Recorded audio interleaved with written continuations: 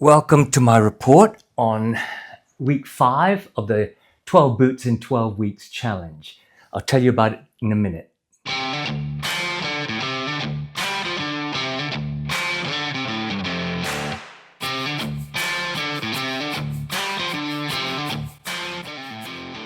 How you going? Welcome back to my channel Bootlosophy, and if we haven't met before, my name is Tech.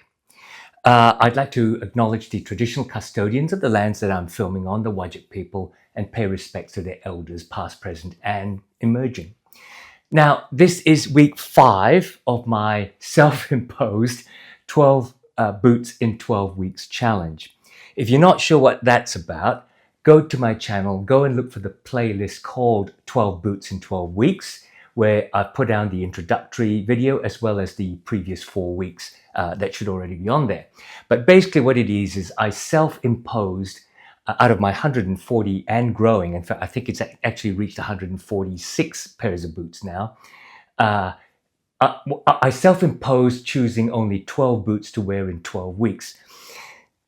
The madness of that thought, because I thought it would be easy to reduce the number of choices that I had in what I would wear. So go and watch the introductory video that sets up the concept and the boots that I chose. At any rate, in week 5, I kind of had my selection chosen for me. If you watched my previous video, which is my report on week 4, you'll know that I spent the end of that week in Darwin. So I packed one pair of boots to go up on, I think it was the Thursday. So I had one pair of boots and I was staying until the end of this week that I'm reporting on, a whole 8 days. So I had only one pair of boots, and I'll talk about them in a minute. Now, Darwin is actually a fascinating city. It's the northernmost capital city of Australia. It's not the capital city of a state because Darwin is a federal territory. It's called the Northern Territory and hasn't received statehood yet, despite the fact that it has its own legislature council. And the city itself is actually quite small. So it's quite an intimate city, even though it is still full of tall buildings and great nightlife with sort of neon lights all over the place. And when you wander through the streets of the city, it's not unlike any other city, except slightly less populous. You do notice that there are less people walking the pavements and, you know, you're having to get out of your way. And certainly there's a lot less traffic on the streets, even on the main streets that you can walk down. They have shopping malls, which are very interesting, but small. And overall, the city gives you an impression of a hospitable, but small and intimate city. All of it, which means that I spent most of that week walking on concrete. I spent the weekend there on my own. It was actually Darwin Festival time, so I went to a few shows and exhibitions and so on, wearing my R.M. Williams, going out to dinner because I was in a hotel, and despite it being self-catering, it turned out to be not very great facilities because it was 2 hot plates and a smoke detector system that kind of didn't like what I was cooking. I then spent the whole of the rest of the week from Monday through to Thursday when I flew home, basically working for an Aboriginal corporation, a not-for-profit, and we were working through their operational plan. So all of that week I was meeting with their different executive teams as well as their different functional teams and standing in front of whiteboards all day. In fact, I was practically standing all day, including having a rest and then going out to dinner before I crashed out. So I am actually a bit tired this week. Flew back on Thursday night, and then Friday, which is the last day of the week, I decided to wear these to the office to finish off my reports and send them off anyway. So that's why I have only one pair of boots to report on this week.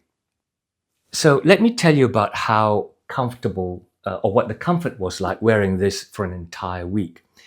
This is the R.M. Williams Comfort Craftsman. And if you've seen my other videos, you know that this is built with a pour-on footbed.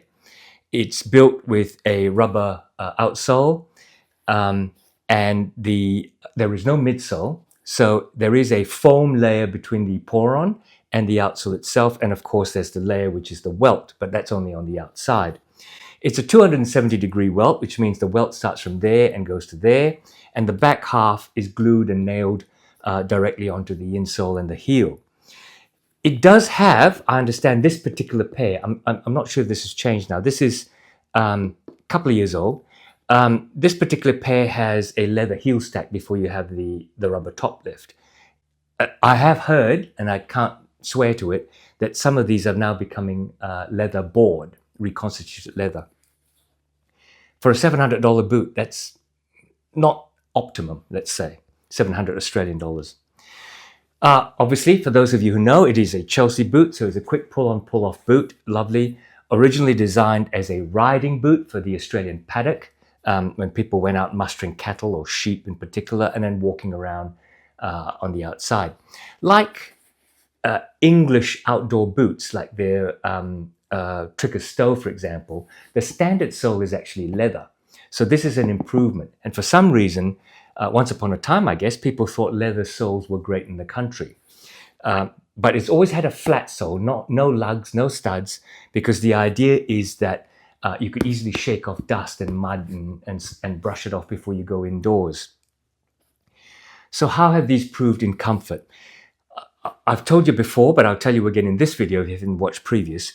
This is not my first pair of chestnut-colored Comfort Craftsman. The review I did was in fact for an earlier pair, which was the wrong size. So I eventually bought this in the right size in a second store in Adelaide. I can't tell you what's specifically wrong with it because I can't see it. This one is in yearling, whereas my previous one was in calf. I hadn't even realized that there were different leathers. But having worn this, I can tell you the difference is quite startling. It is a much softer, much more supple leather because yearling of less than 1 year old cows, the fibers haven't quite formed yet because they're still very young. So the fibers of their skin, a bit like kangaroo, are quite open, but plenty of fibers. So it's actually quite not firm, strong, durable, strong, but very, very soft. It's really remarkable. I mean, you can practically fold this. So obviously on top of your feet, getting more and more comfortable the more I wear it. And before this challenge, I hadn't worn this that much really. In terms of the footbed, Poran's always comfortable. And, people decry it and go, oh no, this is terrible. It should be made of leather. But you know what? People like the comfort, and I certainly appreciate the comfort, particularly if I'm standing in it all day, every day for a whole week. So it's getting better and better, definitely. Now, let's turn to the patina. This is getting a patina in a way I had not expected. Because the yearling is so soft, I'm just going to stand up and show you. It is a bit dusty. Actually, tell you what, hang on a second, I'll go get a brush. Okay, so I'm back with a brush and I took a minute to wash my hands. For some reason, all I did was walk around in the city of Darwin. These are very dusty. I really don't know why. So let me just get rid of some dust before I sort of pick them up in my hands again. But what I was starting to tell you was about the patina, which was surprising to me as to what it's doing. First of all, I think because of the total suppleness of the yearling leather, I'm finding lots of curves, rolls, and some creases, let's be fair, coming right across the whole boot, particularly around the vamp. You can see, I think, maybe if I stand up, you can see, I think, some of these rolls really here, right? And rolls along there, but also some very fine, I mean, I'd almost say crystalline creases. There are no big, thick, loose grain creases, but they're really crystalline, I hope you can see in this light. And even in the back there, some creasing that's showing how I'm bending, or sometimes when I'm sitting, I might be bending the boot over. There's some really, really nice looking rolls and creases appearing. Then I'll just show you this one. Me and my right toe, I don't know. I mean, I've scraped this, right? I hope you can see that scraping. I cleaned it up once, put some chestnut cream from R.M. Williams, but I've done it again. So the patina I wasn't expecting was that fine, I don't know what to call it, crystalline type of creasing. I think it might be called sugary. And lots of rolls appearing even in just this 1 week's wear. This was not here before I started this 12-week challenge. Quite amazing. What I was expecting was some change in the color of the chestnut, where it might lighten where there was pressure. I'm now wondering whether that's the yearling with the tighter leather fibers, so that the dye maybe might not go in as deep as this. I'm finding very little change in the shades of this leather, and what I'm getting is the creases and rolls, and the wear that you see sort of on toes, and I think there's another scratch somewhere. Can't find it at the moment. I'm not a fan of calling scratches patina, but in this case, I think it's true that it does form part of the charm of wearing this boot. The other thing is the rubber sole. It comes in this sort of crinkly, sort of crepey effect. And I have worn this before the challenge, not much though, mainly on carpet up to now. And having spent 8 days on concrete, there's hardly any wear. What wear there is though is on the corner of the heels where I'm hitting before I take the step on both corners. You can see where that's actually starting to flatten out, and it's hard to show you, but there's a little bit of wear in that corner. So interesting to keep one pair of boots for the week. Right, let me summarize.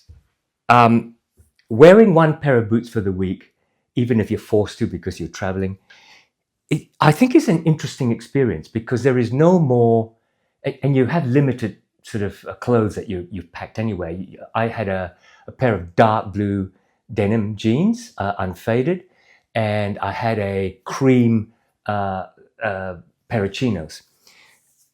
Despite that though, there was no stress of what boots will I pick up and what am I going to wear them with. You kind of know. What it does do though, I think, is make you feel much more aware of the nuances of the fit. For example, and I think again this is yearling, because I haven't had the experience with my calf RM Williams.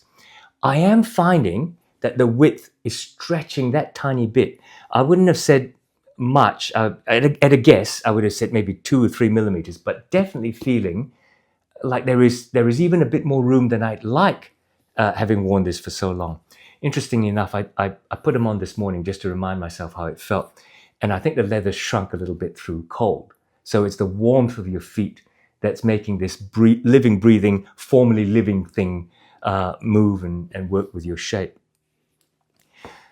What I have found though is, in a week, I think you need 2 pairs of boots as a minimum. And I'm not talking about going out to work in the garden or on a construction site and then coming home and going to dinner with a different pair of boots. I'm just talking everyday wear. I think you need 2 pairs of boots, because not while I got sweaty. I don't get sweaty feet, particularly when I'm wearing merino socks. But I did feel that I needed a rest from what this felt like, and maybe had to go on to something else. Interesting feeling, very interesting feeling. So overall, that's my report on week 5. Week 6, today's the start of week 6 on Saturday, and I think I'm going to extend this experiment a little bit. I'm going to be working in my garden, and I was going to wear the Jim Green Noomsan, but I'm going to reserve that for a different time. Take a look next week at what I decided to wear in the garden, and then to go away to Darwin again on Monday. And I'll change to a different pair of boots when I get home on Thursday. Stay in touch. Make sure you click on like. That'll help me out. And if you really want to keep on with this series and look at all my boot reviews, click on subscribe so that YouTube recommends boot reviews to you, not just necessarily mine, but if you click on mine, YouTube gets to figure out that you like boot reviews, and it'll serve you more. So until then, guys, you take care of yourselves out there in this dangerous world, and I'll see you later.